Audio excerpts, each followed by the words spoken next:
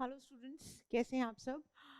The most awaited exam आपका हो चुका है और पेपर बहुत अच्छा है इस बारी। डिफ़िकल्टी लेवल बहुत अच्छा था। अगर मैं तीनों सब्जेक्ट्स की बात करूं तो physics was beyond mains level. JEE mains का भी ऊपर क्वेश्चन आपके नीट एग्ज़ाम में आया फिज़िक्स में, जो कि जिससे बच्चे बहुत दुखी हुए। केमिस्ट्री की बात करूं तो एक एवरेज एवरेज क्वेश्चंस थे, उसमें कैलकुलेटिव पार्ट ज़्यादा था लेकिन एक एवरेज क्वेश्चन पेपर बना केमिस्ट्री का। बायो की अगर बात करूं तो bio is a very lengthy portion. कुछ क्वेश्चंस बायो के आउट ऑफ एनसीईआरटी, लाइंस कहीं एनसीईआरटी में गिवन ही नहीं दी है, ऐसे क्वेश्चंस एनटीए ने बनाए। जैसे फॉर एग्जांपल एक क्वेश्चन आपका आईवीएफ का आया है, तो बिल्कुल कहीं कोई बात एनसीईआरटी में नहीं है। एक क्वेश्चन आपसे पूछा है रिडक्शनिस्ट बायोलॉजी, किताब में दिया है, इंट्रो पार्ट में दिया है, जहां से आज तक कोई क्वेश्चन नहीं आया, ऐसा क्वेश्चन डाला है एनटीए ने। प्लस एक आधा क्वेश्चन और भी अगर बात करूं, जैसे फॉर एग्जांपल टपेटम के बारे में बात की है, वो भी कहीं कोई बात एनसीईआरटी में नहीं दी है। कुछ क्वेश्चंस हैं, 4-5 क्वेश्चंस जो डिस्कस करते वक्त आपको समझ आएंगे कि एनसीईआरटी में इस तरह की कोई भी मेंशन बात नहीं की गई है। तो पेपर अगर एज अ होल देखें, it was a very good paper with reference to difficulty level. तो अच्छा खासा डिफिकल्ट था, बच्चे को बहुत दुखी किया पेपर ने। बहुत टाइम कंज्यूमिंग था, 3 घंटे was less for the kids. और लेकिन एक बात मैं बोलूंगी, बच्चे अगर पेपर डिफिकल्ट था तो सभी बच्चों के लिए डिफिकल्ट है। सबको उतना टाइम मिला, सबको सेम क्वेश्चंस मिले, तो इसकी घबराने की बात नहीं है। सभी गलती करेंगे, सभी अच्छा भी किया होगा, लेकिन गलतियां भी पूरी करने की गुंजाइश है। फिजिक्स में तो ये कहा जा रहा है कि 25-30 क्वेश्चंस ही बच्चे के ठीक हो जाए तो बहुत बड़ी बात है स्टूडेंट्स के लिए। एक बहुत ही अच्छा स्टूडेंट जो कि फिजिक्स का दिमाग जिसका बहुत अच्छा है, फिजिक्स में चलता है, वो ही क्वेश्चंस को, मैक्सिमम क्वेश्चंस को ठीक कर पाएगा। तो कहने का मतलब ये है कि डरने की बात नहीं है, क्योंकि पेपर का डिफिकल्टी लेवल अच्छा खासा है, तो कट ऑफ लो जानी चाहिए। तो पहले मैं आपके साथ इस वीडियो में बायोलॉजी डिस्कस करने आई हूँ बच्चों। बायो का पहले 45 क्वेश्चंस डिस्कस करेंगे, फिर थोड़ा सा ब्रेक के बाद 45 क्वेश्चंस डिस्कस करेंगे। फर्स्ट क्वेश्चन स्ट्रेट अवे तुम्हारा कहाँ से लिया है बेटा? इकोलॉजी वाले पार्ट से लिया हुआ है, और बहुत ही डायरेक्ट क्वेश्चन है ये। कुछ क्वेश्चंस बहुत डायरेक्ट है, बिल्कुल एनसीईआरटी, लेकिन कुछ क्वेश्चंस को बहुत ही घुमाया है एनटी ने बायो में भी। विच of the following is the unit of the productivity of an ecosystem? तो डायरेक्ट क्वेश्चन था तुम्हारी एनसीईआरटी से, ये इकोलॉजी पार्ट का यूनिट पूछिए तुमसे, किलो कैलोरी मीटर पर स्क्वायर पर ईयर। ठीक है, इसमें कोई दिमाग नहीं लगाना था, 30 सेकंड में आंसर देना था तुम्हें इस क्वेश्चन का। नेक्स्ट पे आ जाते हैं, the first menstruation is called. ये भी डायरेक्ट क्वेश्चन, ये कुछ इजी क्वेश्चन है जो मैं आपको बताऊंगी। हर क्वेश्चन कहाँ से, कौन से टॉपिक से लिया है, 11th-12th से लिया है, क्या कौन सा इजी है, कौन सा डिफिकल्ट है, कौन सा मॉडरेट है। तो ये भी एक इजी क्वेश्चन था, ह्यूमन रिप्रोडक्शन से लिया गया है ना। फर्स्ट मेंस्ट्रुएशन को, यानी कि बिगनिंग ऑफ मेंस्ट्रुएशन को मेनार्क बोलते हैं। तो इसका आंसर 3 हो जाएगा बच्चों। चलिए इसकी बात करें, ये भी एक आपका एनिमल किंगडम क्लास 11 का क्वेश्चन है। ये रिपीटेड क्वेश्चन है बेटा, पहले भी आपसे पूछा गया है। This is PYQ, right? All vertebrates are chordates but all chordates are not vertebrates. ठीक बात है, ऑल वर्टिब्रेट्स आर कॉर्डेट, सारे ही वर्टिब्रेटा कॉर्डेट होता है, लेकिन वो कॉर्डेट्स जिसमें नोटोकॉर्ड होती है वो वर्टिब्रेटा नहीं होता। ठीक बात, because the members of subphylum vertebrata possess notochord during the embryonic period. The notochord is replaced by a cartilages of bony vertebral column in adults. ठीक बात है बिल्कुल। So this is the explanation that why all chordates are not vertebrates. ठीक है, तो इसका answer क्या बन जाएगा बेटा? 2 बन जाएगा। Both A and R are true, and R is the correct explanation of A. ठीक है जी। चलिए नेक्स्ट पे आ जाते हैं, आपका ये प्रिंसिपल्स ऑफ इनहेरिटेंस का क्वेश्चन है। तो आपसे पूछा है F2 जनरेशन का फिनोटिपिक रेशियो। ये भी एक इजी क्वेश्चन था। फिनोटिपिक रेशियो आप पढ़ते हो बहुत अच्छे से, टीचर्स क्लास में 1000 बार बताते हैं, कई बार डिस्कस करते हैं, बार बार आपको रिवाइज कराते हैं। तो फिनोटिपिक रेशियो बेटा F2 का डायहाइब्रिड क्रॉस में 9:3:3:1 होता है। ठीक है, फोर्थ आंसर बन जाएगा इसका। चलिए नेक्स्ट पे आ जाते हैं, दो स्टेटमेंट्स दिए थे आपको। The DNA fragments extracted from the gel electrophoresis can be used in construction of recombinant DNA। ठीक बात है, जो तुम जेल इलेक्ट्रोफोरेसिस से डीएनए फ्रैगमेंट्स को सेपरेट करते हो, उसी से लेके तुम रिकॉम्बिनेंट डीएनए बना सकते हो। ट्रू स्टेटमेंट, बिल्कुल सही बात है ना। तो smaller the size of the fragment are observe near the node. तो नोड, एनोड, एनोड के पास तुम्हारा क्या होगा? तो अगर तुम पढ़े हो, तुमने ये वेल जो तुमने क्रिएट की यहाँ पे, राइट। यहाँ पे तुम्हारे वेल्स होते हैं, यहाँ पे तुम नेगेटिव चार्ज होता है तुम्हारा कैथोड, और यहाँ तुम्हारा पॉजिटिव चार्ज होता है। तो तुम्हारा जो डीएनए है बेटा वो नेगेटिव चार्ज पार्टिकल है, तो नेगेटिवली चार्ज होने की वजह से तुम डीएनए को यहाँ डालते हो, इन वेल्स में डालते हो बेटा, और फिर ये मूव करते हैं टुवर्ड्स द एनोड। तो हम पढ़े हैं smaller the size of the fragment the farther it moves. Farther कहाँ मूव करेगा बेटा? Towards the anode. तो छोटे साइज के फ्रेगमेंट तुम्हें यहाँ मिलेंगे और बड़े साइज के फ्रेगमेंट तुम्हें यहाँ मिलेंगे, ठीक है। ये एक जेल इलेक्ट्रोफोरेसिस का प्रिंसिपल है। तो smaller the size of the DNA fragment are observe near the anode, ठीक बात। एनोड के पास मिलेंगे क्योंकि ऑपोजिट चार्ज की तरफ भागेंगे, वो स्मॉलर भी होंगे। वही larger fragments found near the wells. ये तुम्हारे क्या है बेटा? वेल्स है जिसमें तुम डीएनए सैंपल डालते हो, ठीक है, इन एन अगारोस जेल। तो तुमको बतानी है, यानी कि तुम्हारा ये स्टेटमेंट भी बिल्कुल सही है, both the statements are correct, ठीक बात है जी। तो statement 1 and statement 2 are correct. तुम्हारा इसका आंसर बच्चे 2 हो जाएगा, ठीक बात। अच्छा क्वेश्चन था ये, अगर तुम जेल इलेक्ट्रोफोरेसिस पढ़े हो तभी इस क्वेश्चन को आंसर कर सकते हो, ध्यान से पढ़ना था थोड़ा सा, ठीक है। What is the main function of spindle fibres during mitosis? इसको तुम्हें एलिमिनेशन से करना था बच्चों। देखो स्पिंडल फाइबर्स क्या है, स्पिंडल फाइबर्स जो है वो तुम्हारा सेंट्रियोल से बनाता है। सेंट्रियोल एक सेल ऑर्गेनल है जो कि एनिमल सेल में प्रेजेंट है। टू रेगुलेट सेल ग्रोथ, नहीं, गलत बात। टू सिंथेसाइज न्यू डीएनए, नहीं, स्पिंडल फाइबर्स डीएनए को नहीं बनाता। टू रिपेयर डीएनए डैमेज, नहीं बनाता। To separate the chromosome, spindle fibres किससे अटैच होता है बेटा? काइनेटोकोर से अटैच होकर सेंट्रोमियर को स्प्लिट करके खींच के क्रोमोसोम को ले जाता है टुवर्ड्स द पोल्स। सो तुम्हारा इसका आंसर बच्चे 2 बन जाएगा, टू सेपरेट द क्रोमोसोम्स, ठीक बात।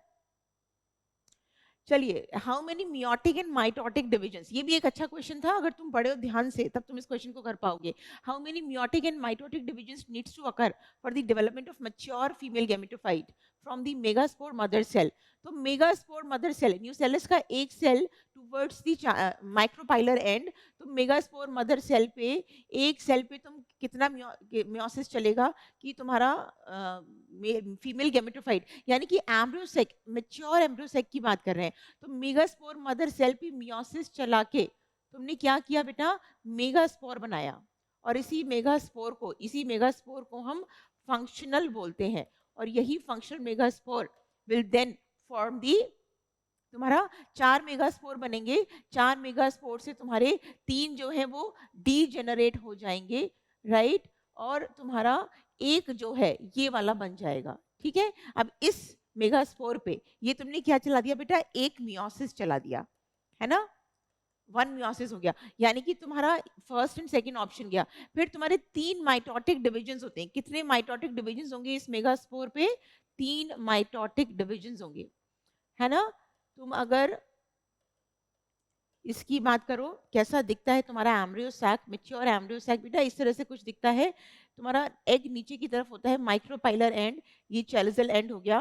फिर तुम्हारा यहाँ पे 2 सिनर्जिड्स प्रेजेंट होते हैं, यहाँ पे 3 एंटीपोडल्स होते हैं, यहाँ पे 2 न्यूक्लियाई प्रेजेंट होते हैं। तो ये सारी कहानी कब बनेगी? जब 3 माइटोटिक डिविजन्स चलेंगे, ठीक है। तो 1 meiosis and 3 mitotic divisions is the answer for this question. तो ये तुमने अच्छे से अगर पढ़ा है तभी तुम इस क्वेश्चन को आंसर कर पाओगे। नेक्स्ट में आ जाते हैं, identify the statement which is incorrect. मैं बोली थी क्लास में बार बार, जब इस तरह से क्वेश्चंस आते हैं तो इसको अंडरलाइन या सर्कल करते हैं जिससे कि सही आंसर तक पहुंचो। Constant region of the heavy and light chains are located at C terminus of the antibody molecules, ठीक बात है। अगर तुम पढ़े हो ये अपना जो एंटीबॉडी होता है कुछ इस तरह से स्ट्रक्चर होता है बेटा, तो ये इसका कांस्टेंट रीजन है, यहाँ पे कांस्टेंट रीजन होता है और ये वेरिएबल रीजन है। तो constant region of the heavy and light are located at C terminal, ठीक बात, बिल्कुल बात है। ये सी टर्मिनल होता है और ये एन टर्मिनल, किताब खोलोगे मिल जाएगा, सारी बात ये है। Each antibody has 2 light and 2 heavy chains, बिल्कुल, 2 heavy chains and 2 light chains, बिल्कुल ठीक बात। The heavy and light chains are held together by disulfide bond, disulphide bond, बिल्कुल ठीक बात है। इनके बीच में क्या प्रेजेंट है बेटा? डाइसल्फाइड बॉन्ड, ठीक है।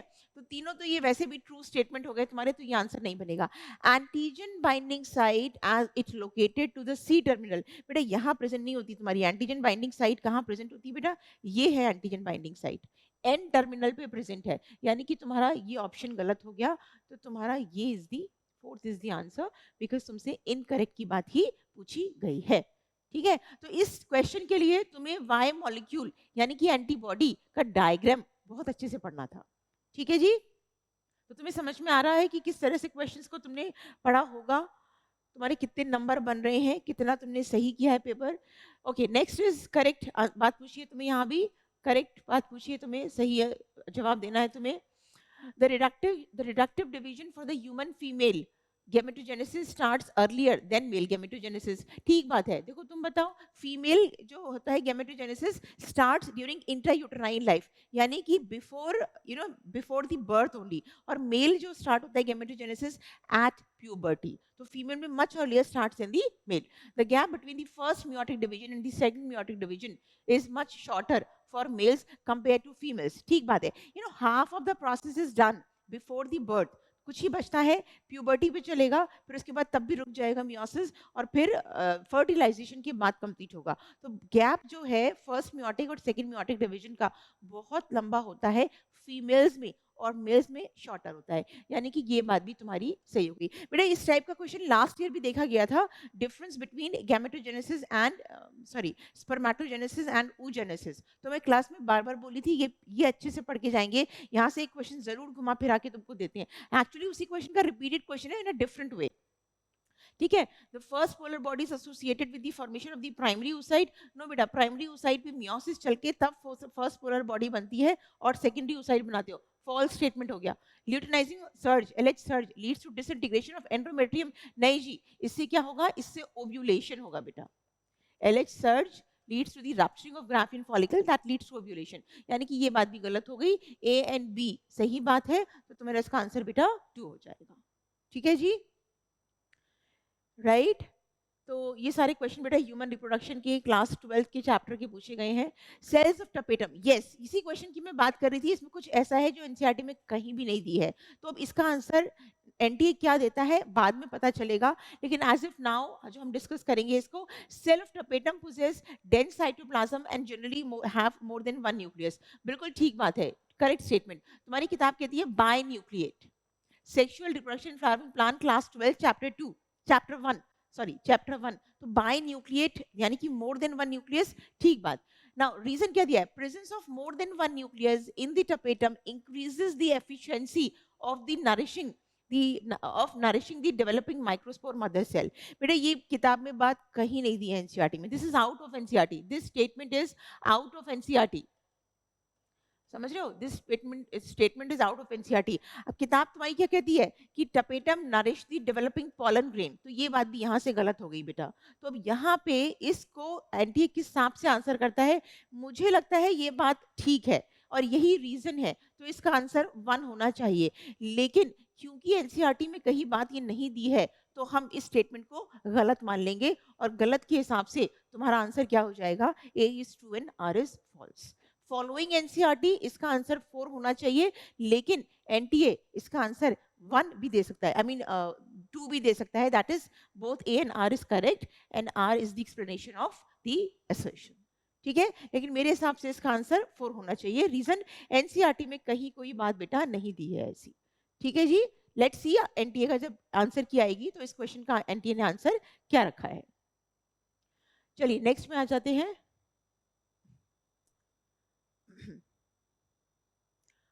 Okay, next question says, again this is good question, अगर तुमने अच्छे से ब्लू वाइट कन्वर्जन पढ़ा है, इंसर्शन इनएक्टिवेशन पढ़ा है, बायोटेक प्रिंसिपल प्रोसेसेस पढ़ा है, तभी तुम इस क्वेश्चन को आंसर कर पाओगे। ठीक है, चलिए 2 स्टेटमेंट्स ये, तो the blue coloured colonies have DNA insert in the plasmid and they are identified as recombinant colonies. बेटा गलत बात है, अगर तुम्हें याद है तो तुम्हारे पास वो एरिया जहां पे तुम्हारा जो है बीटा गैलेक्टोसाइड एंजाइम बनेगा, तो अगर बीटा गैलेक्टोसाइड एंजाइम बनेगा तो ब्लू कलर्ड में कन्वर्जन नहीं होगा।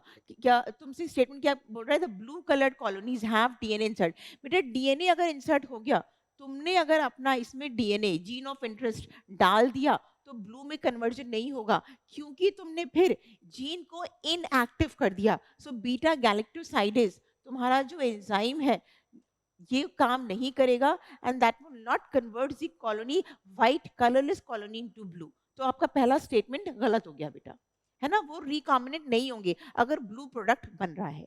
क्लियर बात है?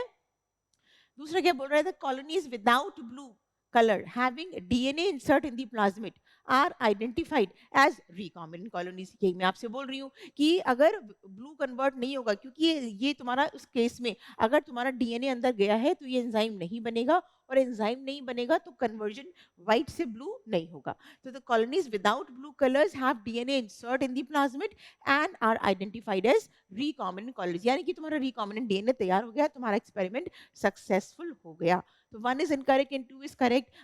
कौन सा ऑप्शन जाएगा आपका? 1 ऑप्शन जाएगा बेटा. ठीक है जी. चलिए नेक्स्ट पे आते हैं. ब्रायोफाइट्स द गेमी help in which of the following. Simple question था ये, डायरेक्ट किताब में बात दी है तुम्हारी ये, है ना. इसमें ए सेक्सुअल रिप्रोडक्शन में हेल्प करते हैं ये. ए सेक्सुअल रिप्रोडक्शन ब्रायोफाइट्स में या तुम्हारा लिवर वॉट्स में या तो फ्रेगमेंटेशन ऑफ थैलाई होगा या with the help of this गेमा, जिसको हम गेमा कप्स भी बोलते हैं. तो इसका आंसर तुम्हारा 3 बन जाएगा बच्चों. ठीक है जी. ओके मैच करना है, ये भी एक सिंपल क्वेश्चन था. देखो यहाँ भी थोड़ा सा अगर तुम पढ़ के गए हो बायोमोलिक्यूल्स में अच्छे से, डीएनए को पढ़ के गए हो तो फटाफट से आंसर दे दोगे. एडिनोसिन और एडिनाइलिक एसिड में फर्क क्या है? एडिनोसिन इज एक न्यूक्लियोसाइड है, यानी कि अब base and a sugar phosphate उसमें अटैच नहीं है. तो अगर न्यूक्लियोसाइड है तो ए का क्या बन जाएगा बेटा? ए का 3 बन जाएगा, है ना. और नाइलिक एसिड यानी कि उसमें फॉस्फोरिक एसिड ऐड हो गया तो तुम्हारा बी का 2 बन जाएगा. तो ये गया तुम्हारा, ये भी गया तुम्हारा A2 A3 B2. अभी तक हमारा ये चल रहा है. एडिनाइन, एडिनाइन तो हम जानते हैं क्या है, नाइट्रोजनस बेस है. AgOG I mean AG adenine and guanine is the purines.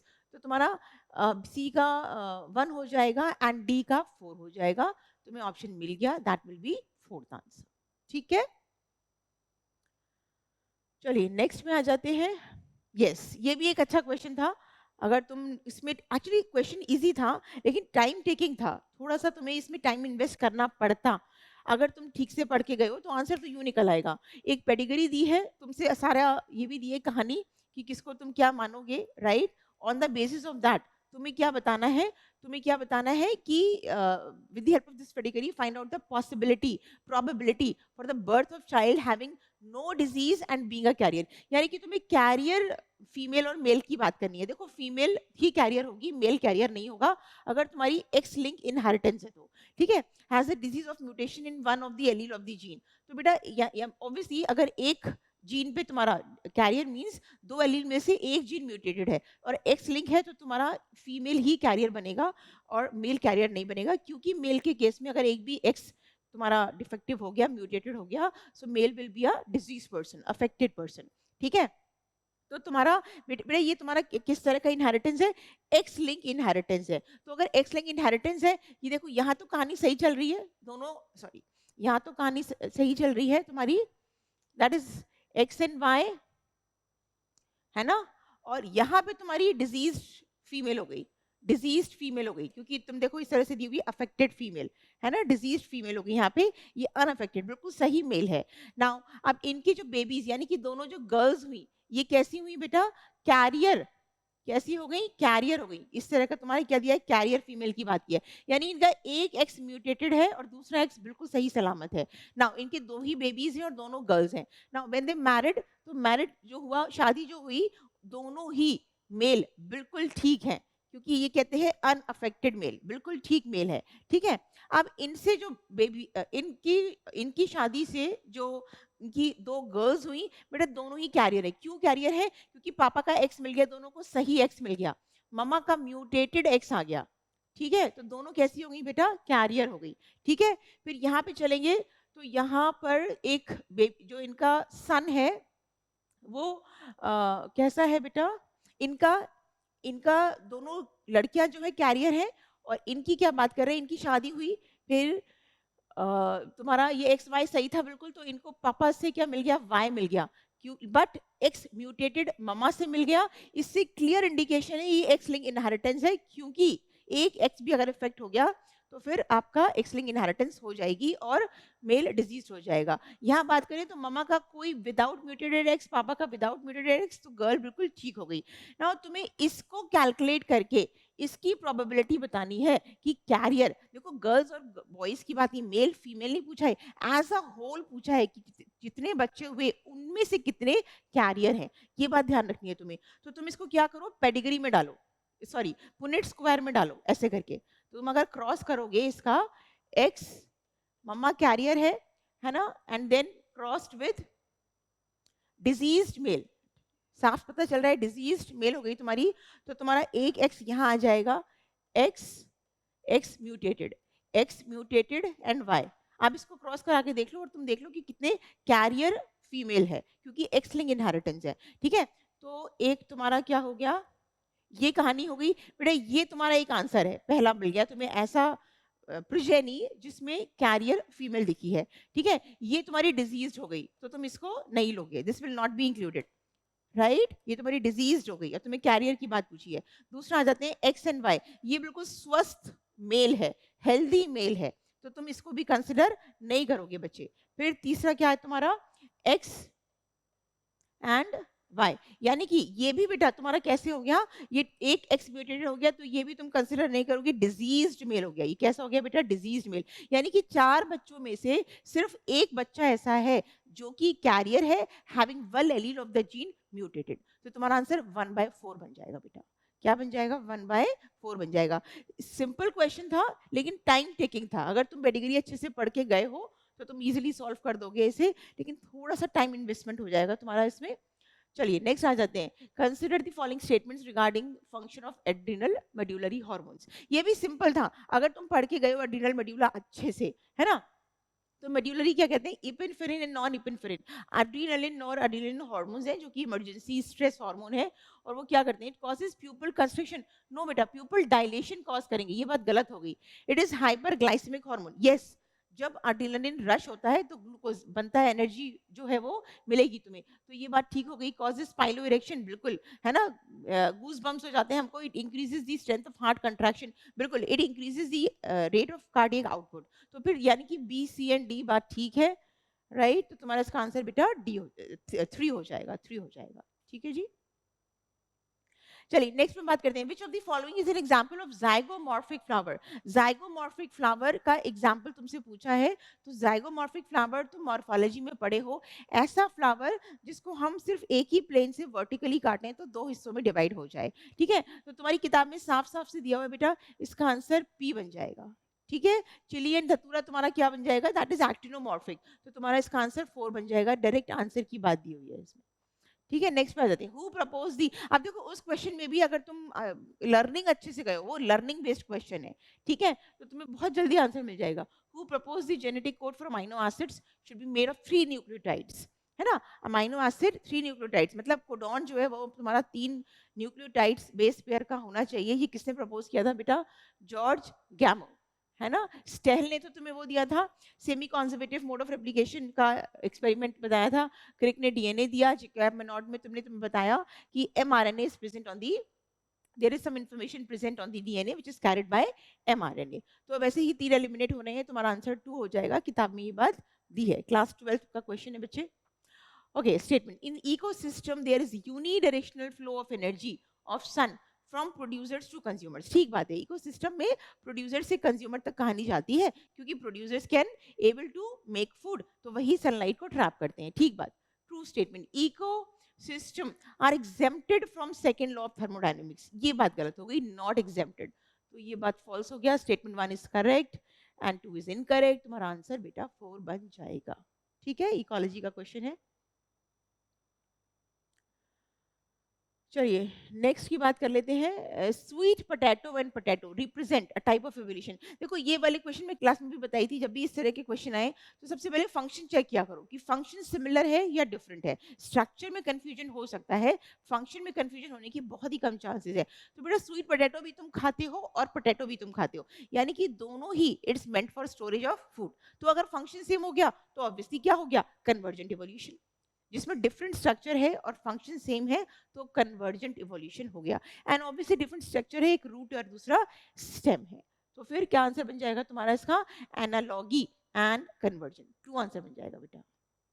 ठीक है जी।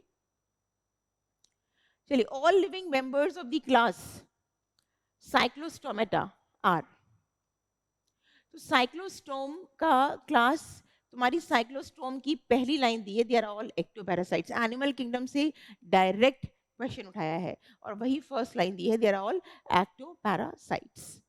ठीक है, चलिए नेक्स्ट में आ जाते हैं। Histones are enriched with, histones are enriched with, कौन से हिस्टोन्स के पास किस टाइप के अमीनो एसिड्स है? बेटा ये भी बिल्कुल डायरेक्ट क्वेश्चन है, तुम्हारे मॉलिक्यूलर बेसिस ऑफ इनहेरिटेंस में बात दी है, लाइसिन एंड आर्जिनिन, है ना, लाइसिन एंड आर्जिनिन तुम्हारी किताब में बात दी है। हाँ, ये भी अच्छा, देखने में तुम्हें एक बार लगेगा कि थोड़ा डिफिकल्ट क्वेश्चन है, बट अगर तुम पूरा उसको स्पीशीज आई मीन इसको अच्छे से पढ़ के गए हो, लॉजिस्टिक ग्रोथ की बात तुमने अच्छे से पढ़ी है, तो तुम्हें यूं ही आंसर आ जाएगा। देखो हमेशा ध्यान रखना कि carrying capacity is always more than the the total density population. तो फिर क्योंकि कैरिंग कैपेसिटी ज्यादा होगी तभी लिमिटेड लॉजिस्टिक ग्रोथ में सपोर्ट कर पाएगा इकोसिस्टम उस पॉपुलेशन को। तो तुम्हारा इसका आंसर क्या बन जाएगा बेटा? इसका आंसर 3 बन जाएगा। डायरेक्ट तुम्हारी किताब में फॉर्मूला दिया हुआ है कि तुमको वेरिलिस्ट पर्ल लॉजिस्टिक ग्रोथ ने किस तरह से रिप्रेजेंट किया पॉपुलेशन को। ठीक है, चलिए नेक्स्ट में आ जाते हैं। The primary function of the Golgi body is to package the material made by ER and deliver it to intracellular targets and outside the cell. बिल्कुल किताब की लाइन है, स्ट्रेट अवे एनसीईआरटी से क्वेश्चन की लाइन दी है तुमको, ये डायरेक्ट क्वेश्चन दिया है।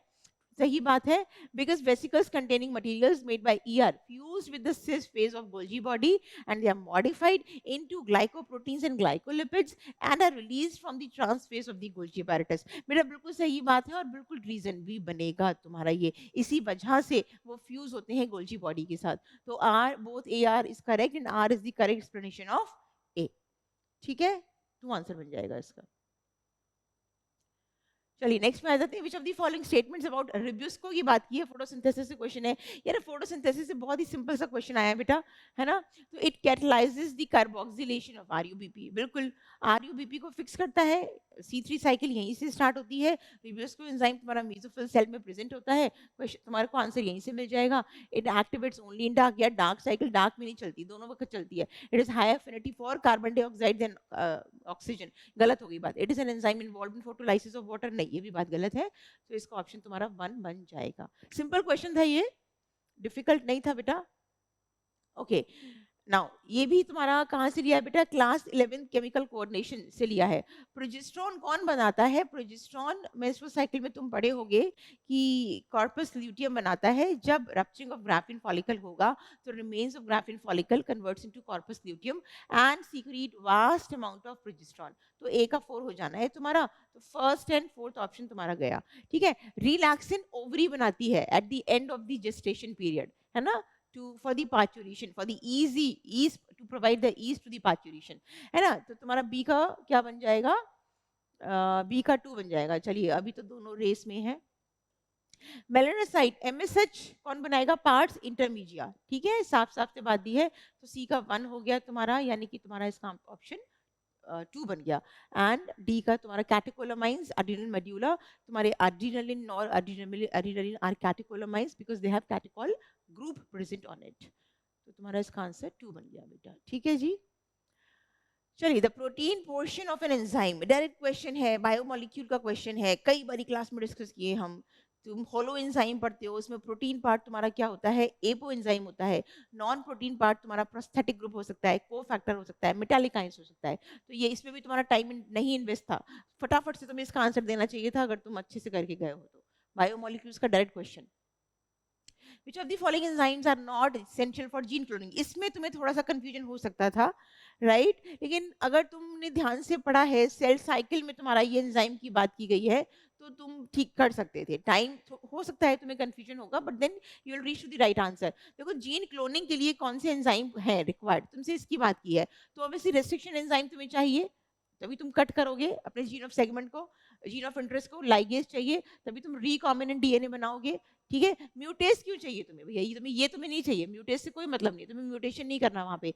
रिकॉम्बिनेज तुम्हें क्रॉसिंग ओवर में चाहिए होता है, सेल साइकिल में तुम्हारी बात दी है, to exchange the genetic material, है ना, बिटवीन दी, है ना, non sister chromatids of the homologous pair, तो ये वहां बात दी है। डीएनए पॉलीमरेज बिल्कुल चाहिए तुम्हें, तो तुम्हारा ए, इसका आंसर क्या बन जाएगा, सॉरी डीएनए पॉलीमरेज तुम्हें नॉट पूछा है ना तुमसे, तो तुम्हारा सी एंड डी, तुम्हारा सी एंड डी आंसर बन जाएगा बेटा, दोनों नहीं चाहिए तुम्हें। म्यूटेज रिकॉम्बिनेज जीन क्लोनिंग में कोई भी आवश्यकता नहीं है, ठीक है, तो सी एंड डी यानी कि तुम्हारा 2 आंसर बन गया। Which of the following type of immunity is present at the time of birth and is non-specific type of defense? यार innate immunity होती है, acquired immunity तुम after the birth when you exposed to a different kinds of pathogens then you acquire it. लेकिन जो birth से present होती है lymphocytes की, BNT lymphocytes, that immunity is innate immunity. ठीक है, present at the time of birth, non specific है, हर के लिए एप्लीकेबल है, कोई भी पैथोजन आएगा मारने की कोशिश करेगी उसे। Which factor is important for the termination of transcription? तो अगर तुम ट्रांसक्रिप्शन अच्छे से पढ़े हो, सिग्मा फैक्टर आरएनए पॉलीमरेज से स्टार्ट होता है, रो फैक्टर पे जाके तुम्हारा ट्रांसक्रिप्शन यूनिट खत्म होता है। ये भी एक डायरेक्ट क्वेश्चन था, तुम्हारा टाइम इन्वेस्ट नहीं होना था इसमें, यू तुमको आंसर, तुम्हें 10 सेकंड का क्वेश्चन है ये, रीड करो, आंसर मारो, आगे बढ़ो। Which of the following hormones released from the pituitary is actually synthesized in the hypothalamus? यार तुम्हारे hypothalamus से posterior pituitary में 2 hormones होते हैं, that is ADH and तुम्हारा oxytocin। तो अब देख लो, जिसमें ADH को हम vasopressin भी बोलते हैं, तो तुम्हारा आंसर इसका 3 बन जाएगा। ये भी एक डायरेक्ट क्वेश्चन केमिकल कोऑर्डिनेशन से, क्लास 11 से, ठीक है। Okay, which of the following microbes is not involved? देखो is not involved, not की बात पूछी है तुमसे कि कौन सा involved नहीं है। Which of the, just a second, which of the following microbe is not involved in the preparation of household products? तो नहीं की बात पूछी है कि नहीं है, तो नाइगर तुम ले सकते हो, नाइगर तुम्हारा क्या बनाता है, सिट्रिक एसिड बनाता है, तो उसको तुम्हें क्या चाहिए, नहीं चाहिए, लैक्टोबैसिलस कर्ड में बनाता है, हाउस होल्ड प्रोडक्ट है तुम्हारा, तो ये तुम्हारा नहीं तुम कंसिडर करोगे। ट्राइकोडर्मा पॉलीस्पोरम, ट्राइकोडर्मा पॉलीस्पोरम तुम्हारा जो है ये भी कोई हाउस होल्ड की रिक्वायरमेंट नहीं है ना। देन सेक्रोमाइसिस सर्विसी, ये ईस्ट प्रोडक्शन ईस्ट है जो कि तुम्हारा डो बनाने में इसमें काम आता है, इसको भी तुम कंसिडर नहीं करोगे। प्रोपाइनी बैक्टीरियम शेरमानी, इस ये भी तुमको घर में काम करने, घर की हाउस होल्ड प्रोडक्ट्स में काम आएगा, यानी कि तुम्हारा answer A and C, 3 answer बन जाएगा बेटा इसका, which is not required to prepare the household products. ठीक है जी, चलिए नेक्स्ट में आ जाते हैं। हाँ, ये क्वेश्चन की बात कर रही थी बेटा मैं, दिस अगेन एनसीईआरटी में ऐसी कोई भी बात नहीं की गई है, बट तुमसे क्वेश्चन पूछा गया है। Fig, this question is actually out of NCERT, थोड़ी सी बात की गई है लेकिन ऐसी लाइन कुछ नहीं दी गई है एनसीईआरटी में, फर्स्ट लाइन कोई भी नहीं दिया है। Fig fruit is a non vegetarian fruit and it has enclosed fig wasp unit. यार फिग ठीक है, लाइफ साइकिल म्यूचुअलिज्म है, बट वास्प उसमें प्रेजेंट नहीं होगा, so that will be a false statement. अब एनसीईआरटी इसका क्या आंसर देता है, that is different thing, but this is a false statement. Fig wasp and fig tree exhibit mutual relationship, यही मैं आपसे बोल रही थी कि दोनों एक दूसरे के लिए बेनिफिट करते हैं, म्यूचुअल रिलेशनशिप है। As fig wasp completes its life cycle in fig fruit and fig fruit gets pollinated by fig wasp, तो ये बात सही है तुम्हारी। तो 1 is incorrect and 2 is correct, 1 answer बन जाएगा, but this is not given in NCERT in any way। एक लाइन दी है that both shows mutual relationship, लेकिन ये नॉन वेजिटेरियन वेजिटेरियन ऐसी कोई बात नहीं दी है NCERT में। चलिए, role of water vascular system in echinoderms पूछा है तुमसे, तो डायरेक्ट तुम्हारी किताब में दिया है, एनुअल किडनैप का क्वेश्चन है। रेस्पिरेशन लोकोमोशन में हेल्प करता है, एक्सक्रीशन से कोई मतलब नहीं है। कैप्चर ट्रांसफर फूड से हेल्प करता है, डाइजेशन से कोई मतलब नहीं है, तो यानी कि ए एंड सी, तो तुम्हारा इसका आंसर 3 बन जाएगा बेटा जी। ओके फिर तुमसे पूछा है ह्यूमन हेल्थ एंड डिजीज में प्राइमरी लिम्फोइड ऑर्गन्स और सेकेंडरी लिम्फोइड ऑर्गन्स के बारे में क्वेश्चन है। तो after maturation the primary lymphoid in primary lymphoid organs the lymphocytes migrate for interaction with the antigens, antigens को मारने के लिए, खत्म करने के लिए वो कहाँ चले जाते हैं, सेकेंडरी लिम्फोइड ऑर्गन्स में चले जाते हैं। तो तुमको बताना है इनमें से कौन सी सेकेंडरी लिम्फोइड ऑर्गन है। बट यार बोन मैरो एंड थाइमस ये तुम्हारे प्राइमरी लिम्फोइड ऑर्गन्स है, ये तुम्हारा आंसर नहीं बनेगा। बाकी spleen, lymph node, Peyer's patches of small intestine पे प्रेजेंट होते हैं, ये दीज आर तुम्हारे सेकेंडरी लिम्फोइड ऑर्गन। तो सी डी एंड ई ये तुम्हारा आंसर बन जाएगा बेटा। ठीक है, चलिए नेक्स्ट में आ जाते हैं। ईविल, अच्छा ये कॉलम वाइज क्वेश्चन तो बहुत सारे हमने अभी भी देखे, नीट का पैटर्न है ये, बहुत अच्छे क्वेश्चंस बनाता है इस पे। ईविल क्वार्टलेट क्या है बेटा? कॉजेज ऑफ बायोडाइवर्सिटी लॉसेस, है ना? वो तुमने जो 4 कॉजेज पढ़े हैं, habitat loss and fragmentation, alien invasion, co-extinction, all that. So these are causes of biodiversity losses. तो इसको हम evil quartet बोलते हैं। तो A go with 3, right? Then ex-situ cryopreservation. Pollen grain को तुम preserve करते हो because of the resistant substance present on it, that is sporopollen. So we can preserve it. ex-situ conservation है -196 degrees at liquid nitrogen पे, तो उसको हम ex-situ conservation बोलेंगे। तुमने बाहर उसको preserve किया, just like seed banks and crop breeding programs के लिए। Then Lantana camara is a alien species invasion, C का 2 बन जाएगा तुम्हारा। तो तुम्हारा इसका आंसर क्या बन गया बेटा? 3 बन गया। D go with 4, dodo extinction, absolutely, है ना? तो 3 बन जाएगा इसका आंसर। चलिए नेक्स्ट पे आ जाते हैं। Read the following statements on plant growth and development. Parthenocarpy can be induced by auxins, ठीक बात है, तुम्हारी किताब में दी है प्लांट ग्रोथ में, है ना? और तुमसे क्या पूछा है? करेक्ट बात ही पूछी है, तो तुम्हारा आंसर बनेगा ये। Plant growth regulators can be involve in promotion as well as inhibition of the growth, ठीक बात है ना? इनहिबिटर्स भी हैं और प्रमोटर्स भी हैं, रेगुलेटर्स भी हैं। Difference, dedifferentiation is a prerequisite for redifferentiation, absolutely. अगर री डिफरेंशिएट होना है तो उसके पहले सेल को वापस सेल साइकिल में आना पड़ेगा, डी डिफरेंशिएशन करना पड़ेगा, राइट? तो ये बात भी सही है। ए बी सी अभी तक सही जा रहा है। एब्सिसिक नो, ग्रोथ प्रमोटर तो ना इनहिबिटर है, ये बात गलत हो गई बेटा। Apical dominance promotes the growth of lateral birds, नहीं यार, रोकती है उसको। ए बी सी यानी कि 2 आंसर बन जाएगा तुम्हारा, तीनों बातें ठीक है। ठीक है, plant growth and development class 11th। Okay, match 1 with column 1 with column 2। Pteridophyte क्या है? ये सिंपल है क्वेश्चन, अगर तुमने एग्जांपल्स याद किए हैं तब तुम्हारे लिए सिंपल है। तो तुम्हारा टेरिडोफाइट क्या है बेटा? सैल्विनिया, है ना? Is a pteridophyte. A go with 4, यानी कि तुम्हारा 2 and 4 ऑप्शन से गया। ब्रायोफाइट तुम्हारा क्या है? Polytrichum. B go with 3rd, A go with 4th, B go with 3rd। अभी तो यही भी चल रही कहानी। एंजियोस्पर्म इज जिम्नोस्पर्म ना जिनको है, तो एंजियोस्पर्म तुम्हारा क्या हो गया? सेल्विया हो गया। सी इज 1 एंड डी इज 2, यानी तुम्हारा आंसर इसका क्या बन जाएगा बेटा? 3rd बन जाएगा इसका आंसर।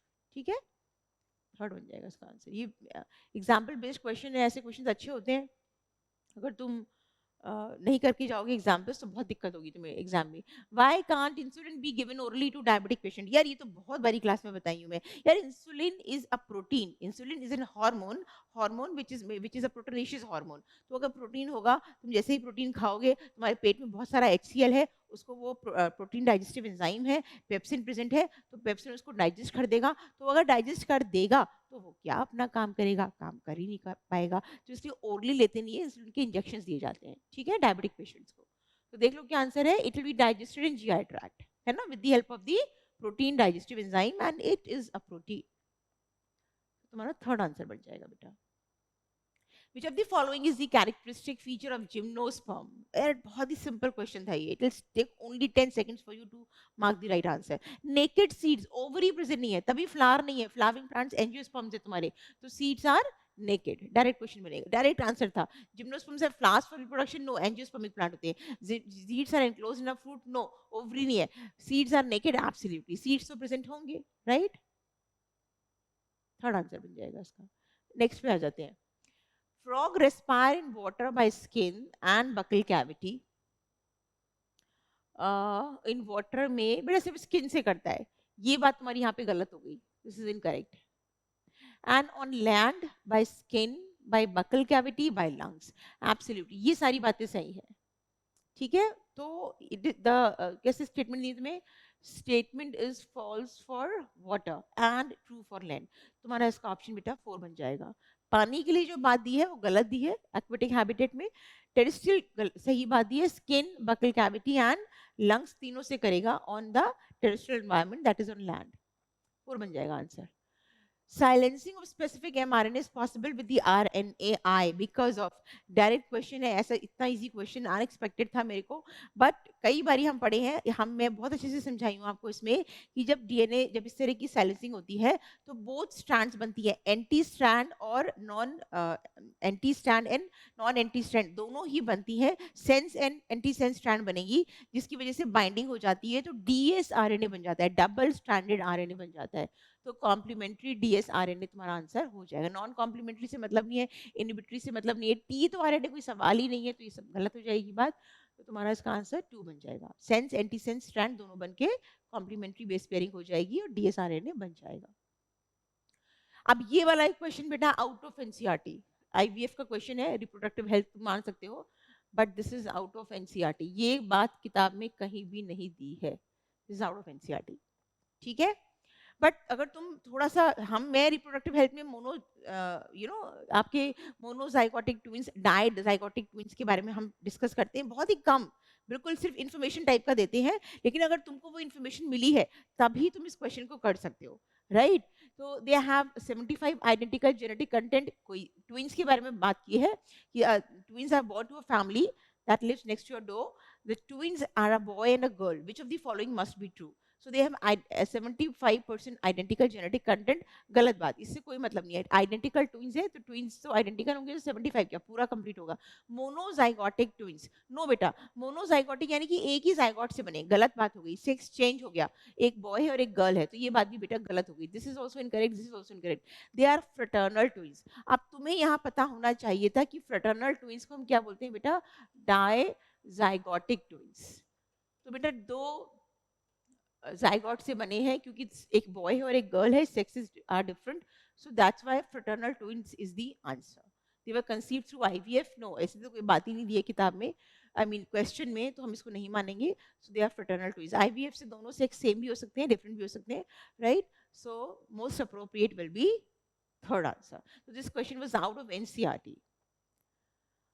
ओके नेक्स्ट, ये भी अच्छा क्वेश्चन था। स्क्यूटुलम तुम्हारा कॉटलिडन मोनोसीट का कॉटलिडन को बोलते हैं, A go with 4, right, sorry A go with 2, तो 4 वाले ऑप्शंस हट जाएंगे तुम्हारे। नॉन एल्ब्यूमिनस सीड, पी जो है उसमें एंडोस्पर्म, नॉन एल्ब्यूमिनस सीड मतलब या सीड विद नो एंडोस्पर्म, है ना, नॉन एंडोस्पर्मिक सीड, तो पी में P is a dicot seed which is a non endospermic seed, तो तुम्हारा बी गो विद 3rd, बिल्कुल ठीक बात। इसमें तुम्हारा A go with 2 and B go with 3rd, but option मिल गया तुम्हारा, है ना। C go with 4, the rudimentary cotyledon is epiblast। perisperm क्या होता है बेटा, persistent nucellus is a nutritive tissue जो कि developing embryo absorb कर लेता है, लेकिन कुछ seeds में nucellus persist रहता है even after the seed formation, और ऐसे persistent nucellus को हम पेरिस्पर्म बोलते हैं, एंड सीड्स को पेरिस्पर्मिक सीड्स बोलते हैं। और तुम्हारी किताब में 2 एग्जाम्पल भी दिए हैं, ब्लैक पेपर एंड बीटरूट, तो वो भी उस पर भी पहले क्वेश्चन पूछे गए हैं, लेकिन यहाँ पे तुम्हें इस तरह से आंसर करना था, तो तुम्हारा इसका ऑप्शन बेटा 2 बन जाएगा, ठीक है। अच्छा पेपर है, अच्छे क्वेश्चंस हैं, तुम अगर अच्छे से पढ़ के गए हो तो भी तुम आंसर कर पाओगे जल्दी जल्दी, क्योंकि बायो में आंसर्स नहीं लगाना है, बायो में टाइम को बचाना है, आंसर्स लगाते वक्त टाइम को सेव करना है आपको फॉर फिजिक्स एंड केमिस्ट्री। और वो टाइम सेव तभी हो सकता है जब तुम इन क्वेश्चंस के लिए भी बिल्कुल दिमाग न लगा के फटाफट करो, और वो तुम तभी कर सकते हो जब तुमने लॉट्स ऑफ प्रैक्टिस की है बायोलॉजी का बिफोर द एग्जाम, ठीक है।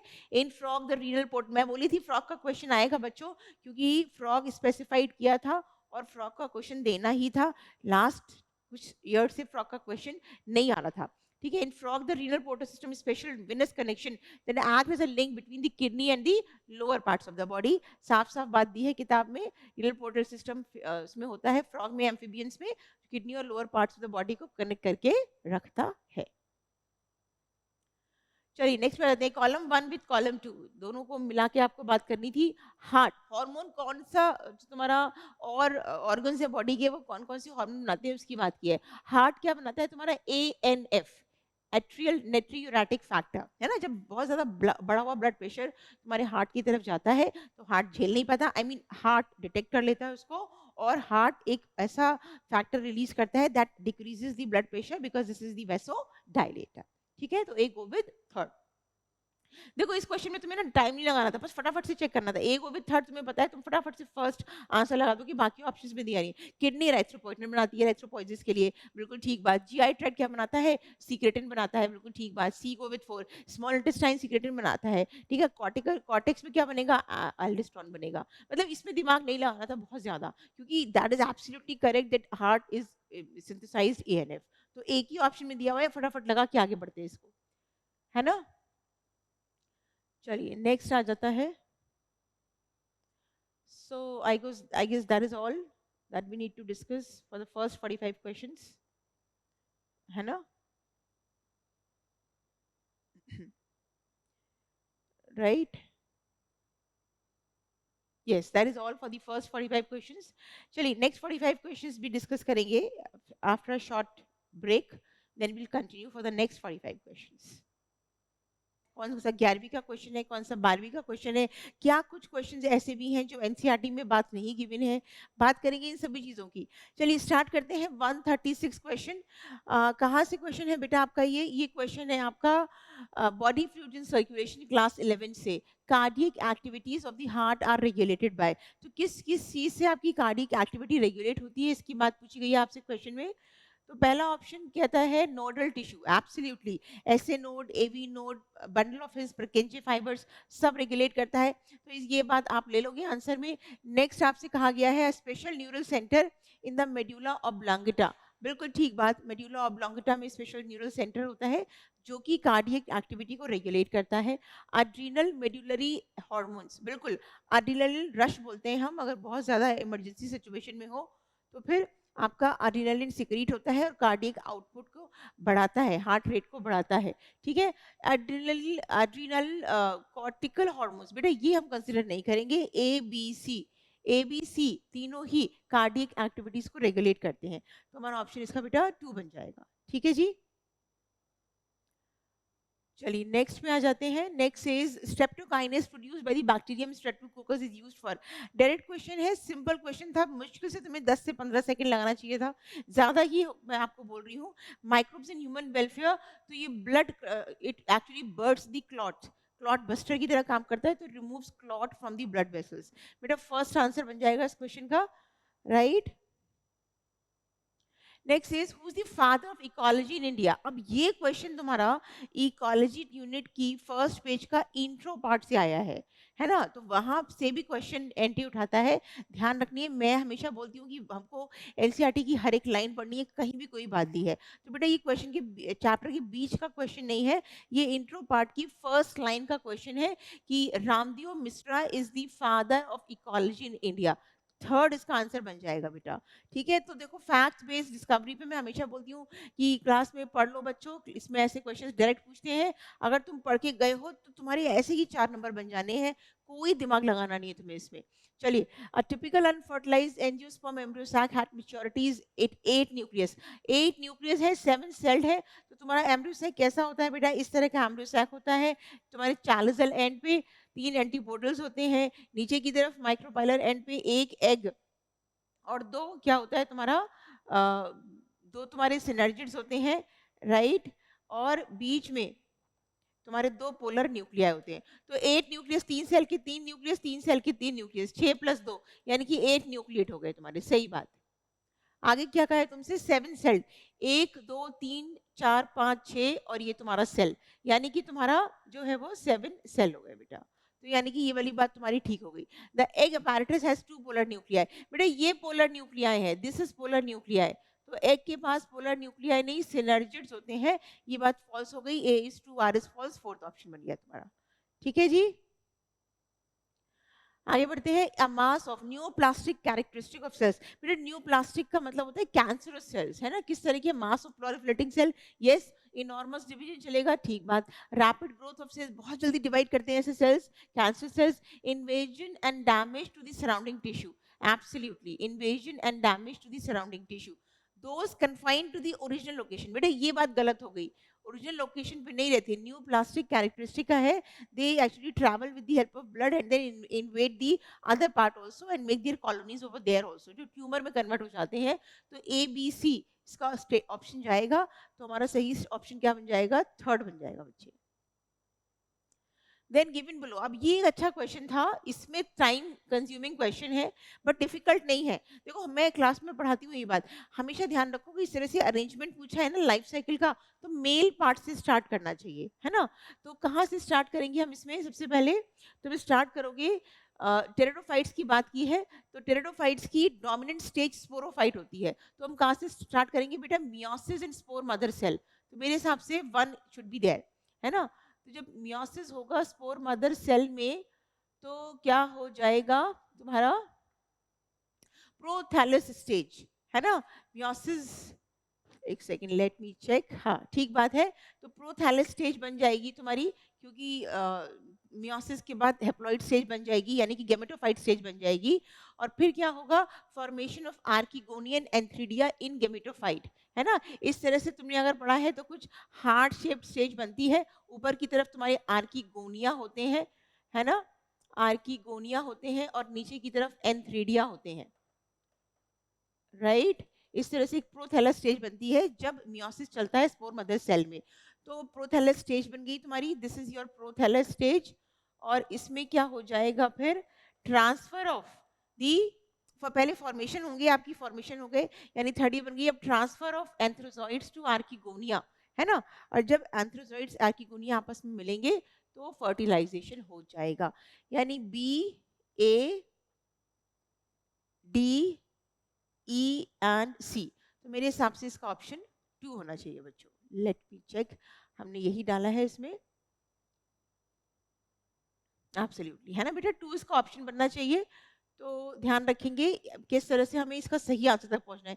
ये थोड़ा टाइम कंज्यूमिंग क्वेश्चन था, एब्सोल्युटली, है ना। Both wind and water pollinated flowers are not very colourful and do not produce nectar. सही बात है, एबायोटिक एजेंसी है तो कलरफुल होने की जरूरत ही नहीं है, ना नेक्टर प्रोड्यूस होना चाहिए, absolutely true. The flower produce enormous amount of pollen grains in wind and water pollinated flowers। बिल्कुल ठीक बात है, जब विंड एंड वाटर से पॉलिनेशन होगा तो थ्रेटन टू एनवायरनमेंट है, तो बहुत सारे पॉलन ग्रेन्स बनेंगे, ठीक बात। तो दोनों बात ट्रू है बेटा, लेकिन एक्सप्लेनेशन नहीं है, कहीं से भी कोई रीजन नहीं, एक्सप्लेनेशन नहीं है।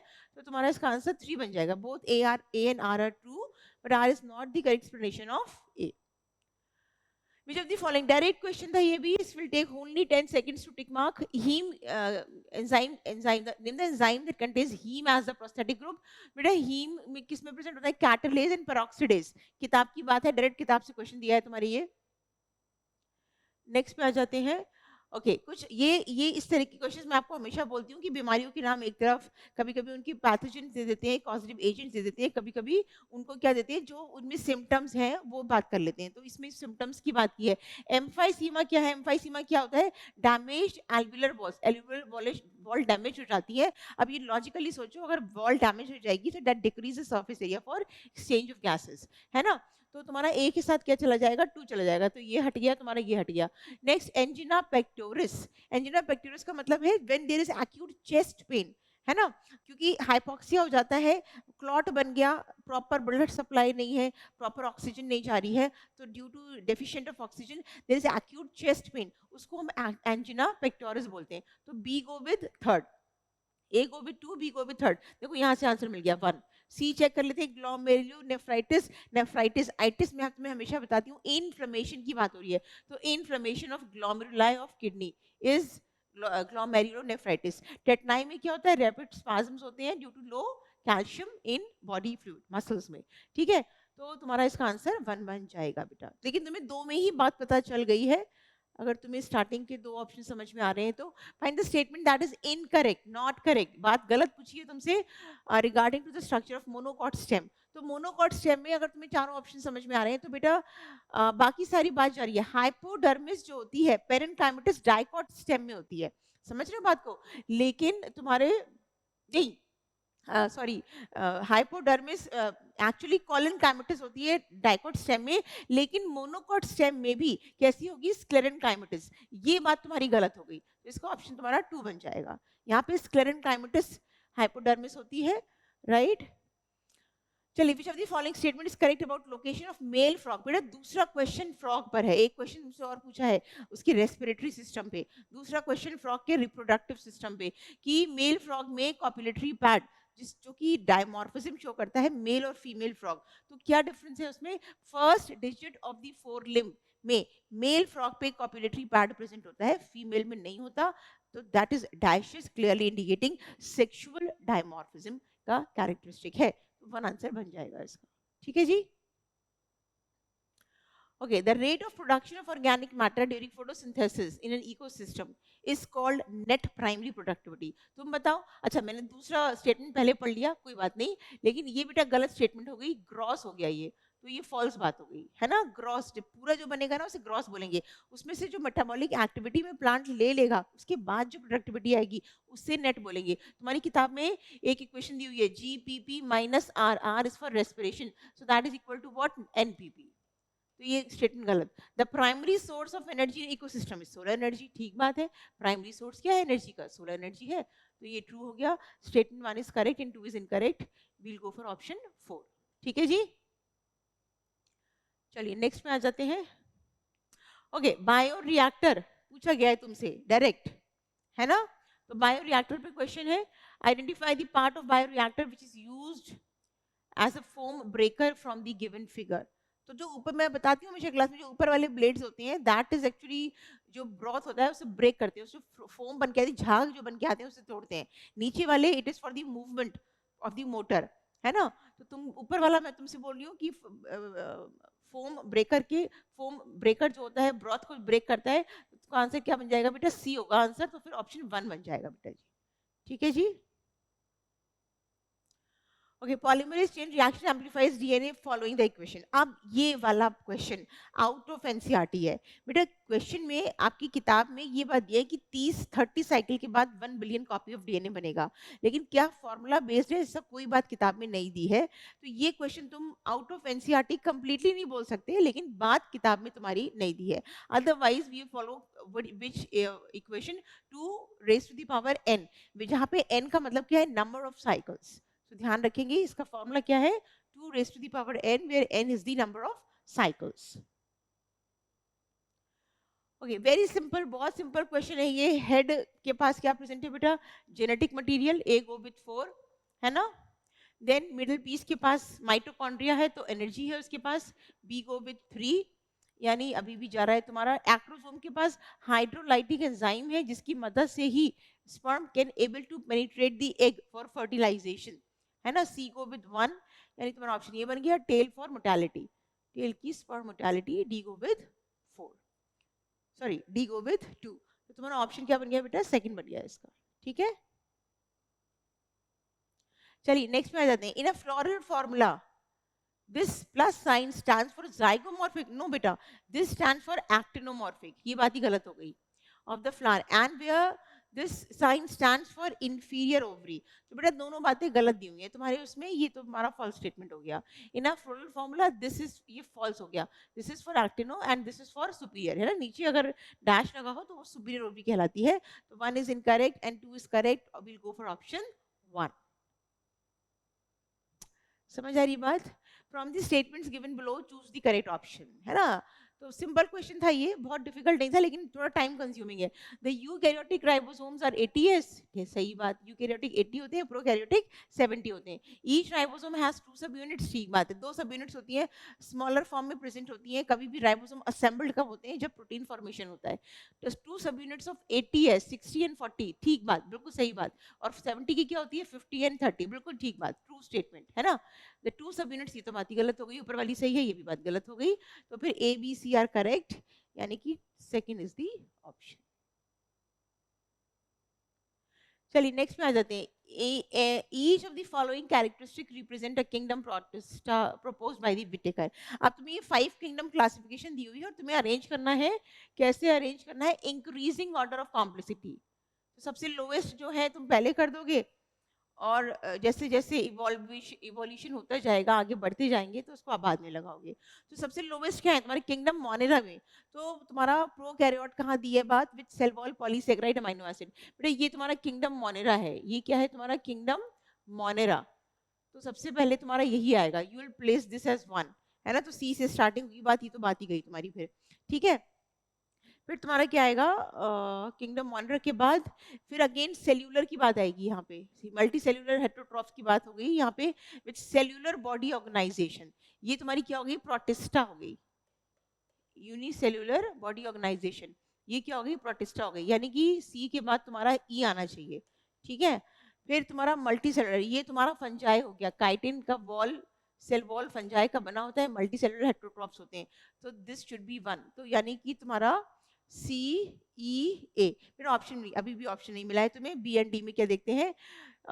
इसके बाद तुम्हारा क्या आएगा बेटा, eukaryotic with tissue and organ level of organization, ये आएगा तुम्हारा, डी आएगा पहले, है ना, सी ई ए डी बी, है ना। बी ये तुम्हारा क्या हो गया बेटा, ये प्लांटे हो गया, ठीक है।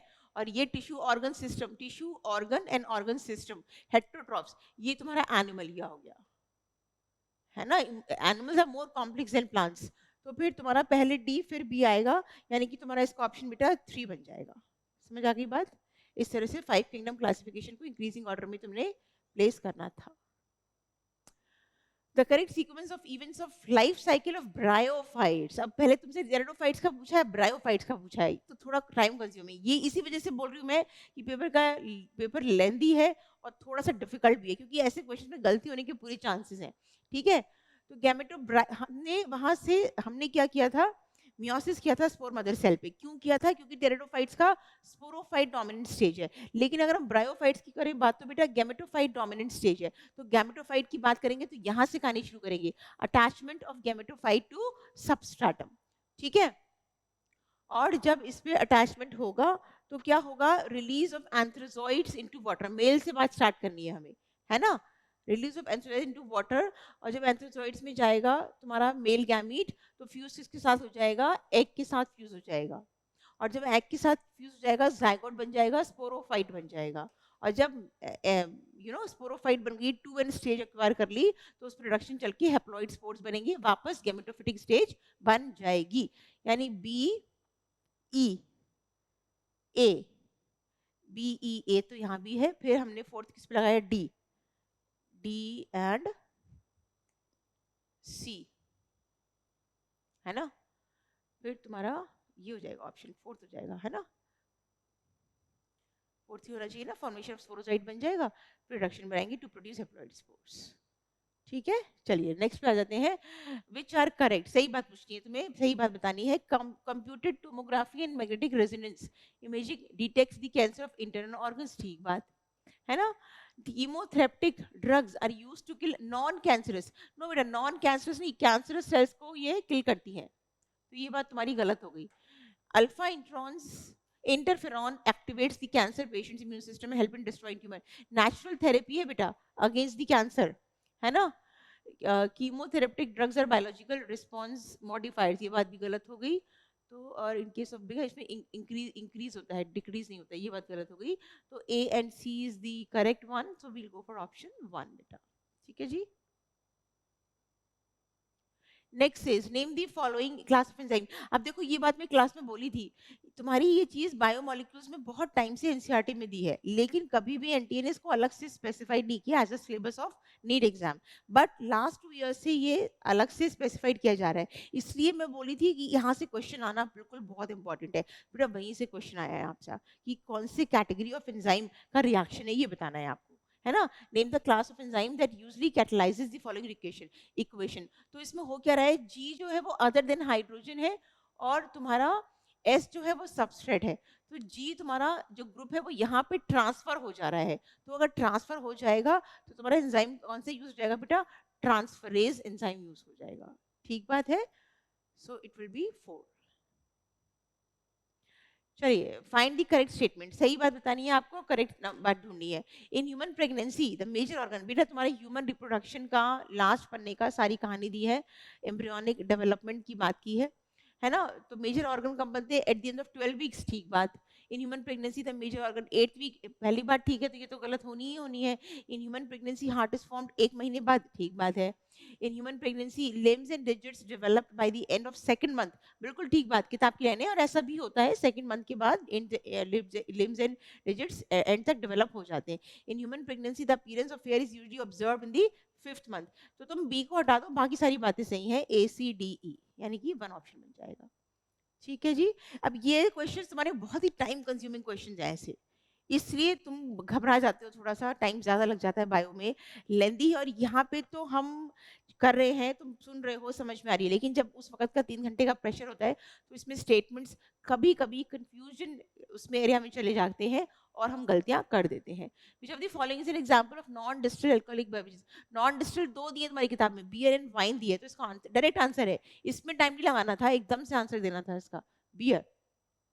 ठीक है। Next is in the RNA world, RNA is considered the first genetic material evolve to carry out essential life process. ठीक बात है, आरएनए एक्ट्स एज, है ना, RNA acts as carry out essential, RNA acts as genetic material and also act as a catalyst for some important biological reactions. सारी बात ठीक है। Being reactive, RNA is unstable. बिल्कुल ठीक बात, absolutely true statement.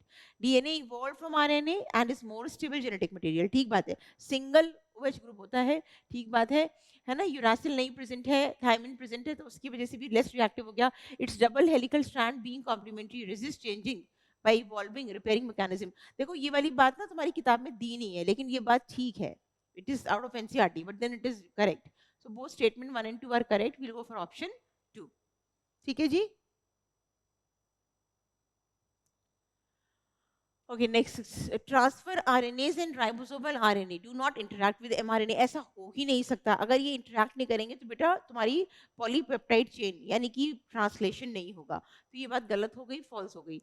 RNAi takes place in all eukaryotic organism as a method of cellular defense. Biotech का तुम्हारी ये आरएनए इंटरफेरेंस, आरएनए साइलेंसिंग में सारी बात दी है, तो ये बात ट्रू हो गई। Statement 1 is correct and 2 is incorrect. Will go for option 4 बच्चे। ठीक है जी। चलिए नेक्स्ट पे आते हैं। Which of the following diagram is correct with regard to, अब तुमने अगर किताब का डायग्राम अच्छे से किया होगा और थोड़ा सा तुम्हें कंसेप्चुअली चीजों को पता है तो तुम इस क्वेश्चन पे पहुंचोगे, अदरवाइज ये क्वेश्चन गलत होने के पूरे चांसेस है, टाइम कंज्यूमिंग क्वेश्चन है। ठीक है, तो तुम देख रहे हो फर्स्ट ऑप्शन में तुम्हारे को बायकार्बोनेट्स रीअब्जॉर्प्शन नहीं दिखाया है, तो इसलिए ये बात गलत हो गई यहाँ पे, है ना। बायकार्बोनेट्स भी पीसीटी रीअब्जॉर्ब करता है, तो अगर तुम देखोगे तो यहाँ पे भी बायकार्बोनेट दिखाया, NaCl नहीं दिखाया, सॉरी तुम्हारा पानी को रीअब्जॉर्प्शन नहीं दिखाया। पानी भी मतलब बहुत ज्यादा 70 to 80% सारी चीजों का रीअब्जॉर्प्शन यहाँ हो जाएगा, लेकिन यहाँ पे तुमको पानी नहीं दिखाया, तो ये बात भी गलत होगी। देखो पीसीटी पे देखो, अभी तुम्हें वहीं से बात समझ में आ जाएगी, है ना। तो तुम इसमें दोनों में कंफ्यूजन हो सकता है तुम्हें, क्योंकि ये बात दोनों में बिल्कुल सही दी है। अब यहाँ पे आ जाते हैं, यहाँ पे भी अगर तुम डीसीटी पे देखोगे बेटा, तीनों चीजों का रीअब्जॉर्प्शन है, ये बात बिल्कुल ठीक है। और ये भी बात ठीक है, यहाँ पे जो है तुम्हारा यहाँ दिए NaCl सीक्रेशन, यार सोडियम क्लोराइड बाहर थोड़ा निकलेगा, तुम्हारे आयंस थोड़ा बाहर निकलेंगे सोडियम क्लोराइड, तो ये तो बात वैसे ही गलत हो गई। तो तुम्हारा सही ऑप्शन बेटा ये बन गया। थोड़ा सा अगर कंसेप्चुअली चीजों को मालूम है तुम्हें, तुम किताब का डायग्राम पढ़े हो, तो बहुत जल्दी तुम्हें आंसर मिल जाएगा इसका, लेकिन ये थोड़ा सा टाइम कंज्यूमिंग क्वेश्चन था तुम्हारे लिए। ठीक है, चलिए what is the pattern of inheritance of polygenic, direct question है। पॉलीजेनिक नॉन मेंडेलियन इनहेरिटेंस है, एक ही ट्रेट को 3 जीन्स इफेक्ट कर रहे हैं, है ना। Skin colour, polygenic skin colour पढ़ाते हैं हम कि skin colour is affected by 3 genes, तो नॉन मेंडेलियन हो गया इनहेरिटेंस पैटर्न। डायरेक्ट क्वेश्चन था, इसको भी टाइम नहीं लगाना था। थर्ड आंसर बनेगा in the seeds of cereals the outer covering, cereals is basically monocot, तो उसमें outer covering of endosperm separates the embryo by protein rich layer, कौन सी होती है बेटा, एल्यूरॉन लेयर होती है। ये भी डायरेक्ट क्वेश्चन था, इसमें भी टाइम नहीं लगाना था तुम्हें। ठीक है जी, चलिए नेक्स्ट में आ जाते हैं। क्लोरोफिल ए, अब ये कंफ्यूजन हो सकता है अगर तुम ध्यान से पढ़ के नहीं आए हो, लेकिन ये लर्निंग मांगता है। ठीक है, तो chlorophyll A is blue green, A go with third, है ना। Chlorophyll B with yellow green, B go with 1। Answer मिल गया तुम्हें, अगर तुम्हें इतना ही पता है तो आंसर मिल जाएगा। ज़ैंथोफिल्स जो होते हैं तुम्हारे येलो टू ऑरेंज, एंड कैरोटेनाइट्स तुम्हारी जो होते हैं वो दैट इज सॉरी ज़ैंथोफिल्स की बात करें तो तुम्हारी yellow, carotenoids yellow to yellow orange होती है, तो तुम्हारा थर्ड ऑप्शन मिल जाएगा इसका। ठीक है, ओके। जेनेटिकली इंजीनियर्ड इंसुलिन में तुमने क्या यूज किया, बैक्टीरिया यूज किया। ई कोलाई यूज करते हो तुम, डायरेक्ट क्वेश्चन ये भी, विदाउट कंज्यूमिंग टाइम आंसर लगाना था, आगे बढ़ना था। Okay, which of the following are the post transcriptional event in the eukaryotic cell? Transcription के बाद का जो इवेंट है फॉर ट्रांसलेशन वो तुम्हें बतानी है। तो transport of pre mRNA to cytoplasm prior to splicing, no, pre mRNA को नहीं निकालते बाहर, ये तो गलत बात हो जाएगी। स्प्लाइसिंग करने के बाद तुम जिस कोडिंग रीजन से वही रखोगे, तो this is incorrect. Removal of introns and joining the exons, absolutely, क्योंकि introns are the non coding part, वो तुमको जरूरत नहीं है। Exons are the coding part, उसको तोड़ के फिर उसे ज्वाइन कर दोगे तो बी तुम कंसीडर कर सकते हो। Addition of methyl group at the end of fifth end of HNRNA, addition of adenine residue at the end of third end of HNRNA, बिल्कुल ठीक बात बेटा। स्टेबलाइज करना पड़ता है, अगर तुम ये फिफ्थ और थर्ड की कैपिंग टेलिंग नहीं करोगे तो अनस्टेबल आरएनए होगा, और अगर इसको ऐसे ही बाहर निकाल दोगे तो वो किसी काम का नहीं है, एक्सोन्यूक्लियस उसे कट कर देगा और वो प्रोटीन नहीं बना पाएगा। तो BCD एब्सोल्युटली, बेस पेयरिंग ये तो गलत बात हो गई, BCD जाएंगे, थर्ड ऑप्शन बन जाएगा तुम्हारा। ठीक है जी, तो तुम्हें समझ में आ रहा है कैसे क्वेश्चंस अच्छे क्वेश्चंस हैं, कुछ तो बहुत अच्छे क्वेश्चंस हैं, टाइम टेकिंग है, कुछ डायरेक्ट भी है। तो पेपर का लेवल मैं बोलूँगी बायो भी अच्छा खासा मॉडरेट लेवल था, बहुत ज़्यादा डिफिकल्ट नहीं था अगर तुम अच्छे से पढ़ के आए हो, लेकिन टाइम कंज्यूमिंग है, लेंदी है, और अच्छा लेवल भी है बायो का भी। ठीक है, सेंट्रोमियर किस में हेल्प करता है? सेल डिवीजन में हेल्प करता है। ए गो विद 2, है ना। Cilia for movement, B go with 3, तो ए को भी 2, बी को भी 3, ऑप्शन मिल गया तुम्हें। क्रिस्टलाइज्ड माइटोकॉन्ड्रिया पेन फोल्डिंग्स है इनर मेम्ब्रेन की, एंड सेल मेम्ब्रेन जो है वो तुम्हारा फोस्फोलिपिड बाइलेयर है, C D go with 4, 1 option मिल जाएगा तुम्हारा। ठीक है जी,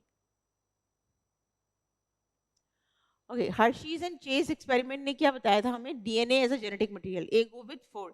यू क्रोमैटिन तुम्हारा वो है विच इज लूजली पैक्ड, है ना, euchromatin is loosely packed and lightly stand.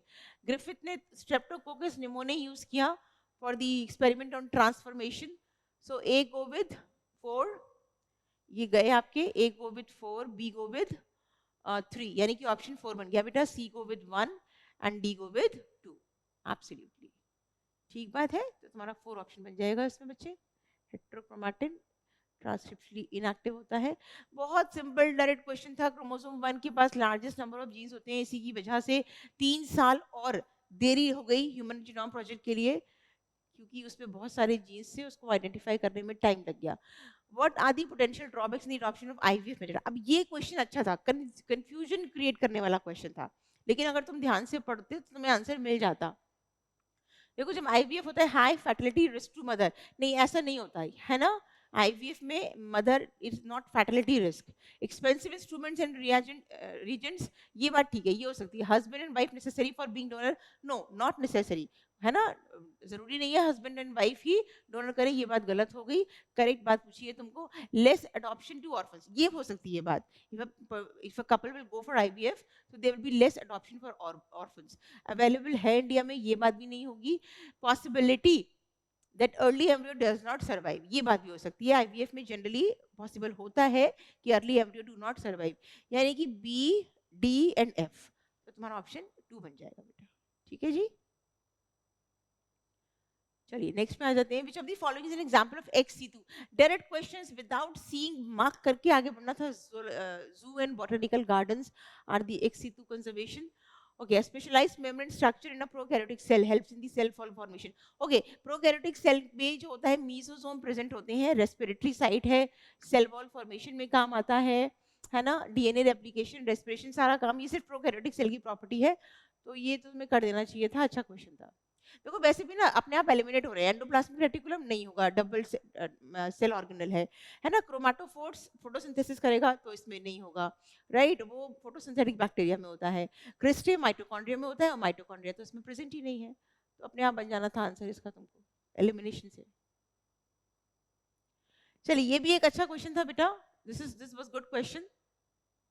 In the above represent plasmid, an alien piece of DNA कहाँ इंसर्ट किया तुमने? Eco R1 inserted eight eco R1, तुमने यहाँ पे इंसर्ट किया है इसको, समझो बात को।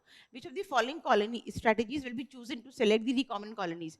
Before reading the options, you must be knowing कि अगर तुम यहाँ पे इसको इंसर्ट कर दोगे तो तुम्हारा ये एंजाइम इनएक्टिवेट हो गया, और अगर ये एंजाइम इनएक्टिवेट हो गया तो ब्लू व्हाइट कन्वर्जन रुक गया। तो तुम रिकॉम्बिनेंट कॉलोनीज को कैसे सिलेक्ट करोगे? White colonies will B recombinant colonies. अगर कॉलोनीज ब्लू में कन्वर्ट हो गई यानी कि एंजाइम बन रहा है और वो सबस्ट्रेट को क्रोमोजेनिक सबस्ट्रेट को जेल को बदल रहा है उसमें, तो तुम्हारा रिकॉम्बिनेंट्स कौन से होंगे? व्हाइट कलर्ड कॉलोनीज, क्योंकि तुमने बीटा गैलेक्टोसाइडेज यानी कि इंसर्ट इन एक्टिवेशन कर दिया तुमने। तो तुम्हारा आंसर क्या बन जाएगा? White colour colonies will be selected for as recombinant colonies. ठीक है जी। Okay, what is the name of the blood vessel that carries deoxygenated blood from the body to the heart? मतलब deoxygenated blood body to the heart की बात हो रही है, मतलब बहुत ही सिंपल क्वेश्चन, वेना केवा, है ना? Then which of the following organisms cannot fix nitrogen? ये एक तुम्हें तंग करने वाला क्वेश्चन था, है ना? तुमको एनाबीना तुम निकाल देते, कैन नॉट फिक्स नाइट्रोजन की बात हो रही है, ऑसिलेटेरिया, एनाबीना, नॉस्टक, इसमें तुम्हें कंफ्यूजन हो सकता था, बट बेटा एजोबैक्टर भी नाइट्रोजन फिक्स करता है as a free living bacteria. ठीक है, तो volvox is a green alga, volvox is a green alga, है ना? तुम्हारी किताब में डायग्राम दिया हुआ है इसका, actually green alga which is colonial, साथ में रहते हैं सारे मिलके, है ना? तो इसलिए इसका आंसर तुम्हारा डी उल्नी हो जाएगा, तो थर्ड ऑप्शन बनेगा बेटा इसका। ठीक है जी। Okay, while trying to find out the characteristic of a newly found animal, a researcher did the histology of adult animal and observed a cavity with the presence of mesodermal tissue towards the body wall, है ना? Body wall के पास mesodermal tissue मिला उसको, ठीक बात है, but no mesodermal tissue was observed towards the alimentary canal, है ना? ये क्या हो गया? ये हो गया alimentary canal।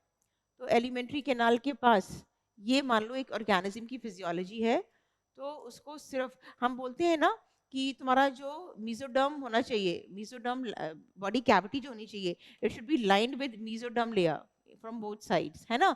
लेकिन यहाँ तो तुम्हारा ये है ही नहीं, it is not present here, तो फिर तुम्हारा कैविटी कैसा हो गया बेटा? इट इज सिलोम कैसा हो गया? सीडोसिलोमेट हो गया। ठीक है, तो तुम्हारा इसका आंसर 3 बन जाएगा बच्चे। ओके, चलिए नेक्स्ट पे आ जाते हैं। Which of the following statements refer to reductionist biology? इसी क्वेश्चन की बात की थी बेटा मैं आपसे इंट्रो में।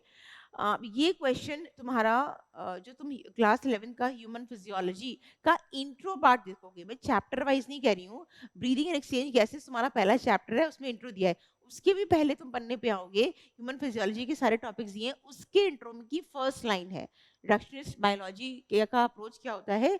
To study and understand the living organism on the basis of physiochemical approach. ठीक है, तो ये बच्चे जनरली स्किप कर देते हैं पार्ट, लेकिन वहां पे ये साफ बात दी है, रिडक्शनिस्ट बायोलॉजी का अप्रोच फिजियोकेमिकल रिलेटेड है, यू नो, चीजों को, कॉम्प्लेक्स चीजों को तोड़ के सिंपल बना के असेंबल करके फिर उसकी स्टडी को फिजियोकेमिकली हम बात करते हैं रिडक्शनिस्ट बायोलॉजी। ठीक है, तो इसका आंसर 2 बन जाएगा बच्चे। तो ये तुम अगर पढ़ के गए हो एनसीईआरटी अच्छे से, तभी तुम्हें इस क्वेश्चन का आंसर मिलता, अदरवाइज तुम स्किप कर देते। अब तुम्हें बात समझ में आ रही होगी कि एनसीईआरटी तुम्हें बायोलॉजी कैसे पढ़नी है। Not a single line should be skipped by you. जिन बच्चों का एग्जाम ऐसा नहीं हुआ है कि वो इस बारी क्रैक कर पाए, तो घबराने की बात नहीं, दुखी होने की बात नहीं है, पेपर बहुत टफ आया था इस बार, हम सब जानते हैं ये बात, तो give it a try, give one try मोर। और अब तुम्हें कैसे बायो को हर लाइन जो है एनसीईआरटी की पढ़नी है, हम जनरली क्लास में बोलते हैं बच्चे 10 किताबें उठाते हैं, 10 किताबें नहीं पढ़नी है, एनसीईआरटी पढ़नी है, एनसीईआरटी बिटवीन द लाइंस पढ़नी है, एनसीईआरटी की हर एक लाइन पढ़नी है एग्जाम के लिए। ठीक है, epiphytes that are growing on a mango branch is an example of which of the following? हर बारी बोलती हूँ मैं, एक क्वेश्चन आएगा, आ गया, पॉपुलेशन इंटरैक्शन से एक क्वेश्चन आना ही आना है बेटा, और आ गया तुम्हारा क्वेश्चन। तो वहां पे एपीफाइट जो कि ग्रो कर रहे हैं मैंगो ब्रांच पे, you know, epiphytes are the small plants, they are very small plants, so they makes the, you know, क्या बोलते हैं उसको, कि वो दूसरे प्लांट पे ग्रो करते हैं, तो दूसरे प्लांट पे ग्रो करते हैं तो उनको कोई नुकसान नहीं पहुंचाते, क्योंकि पानी वो फ्रॉम द एयर लेते हैं in the form of moisture. ठीक है, तो उन प्लांट को कोई नुकसान नहीं है, neither affected, not gain not loss, but उनको जगह मिल जा रही है, सनलाइट मिल जा रही है, तो उनको फायदा हो रहा है। तो अगर एक को फायदा, दूसरे को नीदर लॉस नॉर गेन, ऐसे इंटरेक्शन को हम कमेंसलिज्म बोलते हैं बेटा। क्या बोलते हैं? कमेंसलिज्म बोलते हैं। Which of the following phytohormones promotes nutrient mobilization which helps in the delay of these leaf senescence in plants? है ना, न्यूट्रिएंट को मोबिलाइज करके एक जगह लीफ की उम्र को बढ़ा देते हैं, डिले कर देते हैं सेनेसिन को। तो बेटा ऐसा काम कौन करता है? साइटोकाइनिन करता है ऐसा काम। ठीक है, किताब में दी है बात तुम्हारे अच्छे से। कॉम्प्लेक्स 2 डायरेक्ट क्वेश्चन, कॉम्प्लेक्स 2 क्या है तुम्हारा? Succinic dehydrogenase. इसमें कोई टाइम नहीं लगाना था, सीधे मार्क करना था अगर तुम पढ़ के गए हो ये टॉपिक तो। ठीक है, ईटीएस इलेक्ट्रॉन ट्रांसपोर्ट सिस्टम में 5 कॉम्प्लेक्सेस दिए हैं, 4 complexes then 5 fifth one complexes. तो कॉम्प्लेक्स 2 तुम्हारा क्या है बेटा? Succinic dehydrogenase. So I guess that's all about the other 45 questions. तो अच्छा पेपर था, अच्छे क्वेश्चंस थे। इस डिस्कशन के बाद देखो कैलकुलेट करो तुम्हारे कितने नंबर आ रहे हैं। कट ऑफ बहुत ही लो जानी चाहिए मेरे हिसाब से। तो let's wait for some time and then I mean you decide yourself. But सिर्फ ये एग्जाम ही आखिरी एग्जाम नहीं है, ये बात मन में बैठा लेना बच्चों। There is lot of life beyond this exam, right? तो कोशिश हम अपनी पूरी की, अच्छे से हम पढ़े, फिर भी एनटी ने धोखा दिया इस बार। और हम हो सकता है डगमगाए थोड़ा सा, लेकिन मैं आपसे फिर भी यही सजेस्ट करूंगी कि this is not the ultimate exam of your life. Life should continue. और अगर हम इस बार नहीं कर पाए हैं और आपको लगता है कि अगर आप अपने आप को एक चांस और दोगे तो आप कर सकते हो, तो आप वही बात को अपनाओ। This all for this. Thank you all.